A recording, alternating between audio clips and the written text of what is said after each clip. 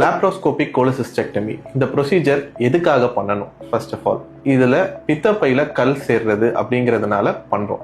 பித்தப்பையில ஏன் கல் சேருது?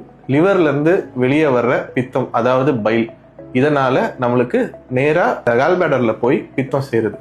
இந்த பித்தம் ஸ்டோனா மாதிரி நம்மளுக்கு அந்த இடத்துல கல் ஏற்பட்டு அடைப்பு ஏற்படுது. இது நம்மளுக்கு ரொம்ப நாள் இருந்துச்சுன்னா இன்ஃபெக்ஷன் ஆகிறது கூட வாய்ப்பு உண்டு. இந்த ப்ராசஸின் பேர் தான் கோலிசிஸ்டைட்டிஸ் அப்படின்னு சொல்லுவாங்க. அதாவது லாப்ரோஸ்கோபிக் கோலிசிஸ்டெக்டமி அந்த ப்ரொசீஜர் முடிஞ்சதுக்கு அப்புறம், அதாவது போஸ்ட் ஆபரேட்டிவ் பீரியட், அந்த பீரியட்ல சிலருக்கு indigestion feeling and loose stools, floating sensation, இந்த ஃபீல் எல்லாம் இருக்கும். இதை நம்ம டெம்பரரி எஃபெக்ட்ஸ் சொல்லுவோம்.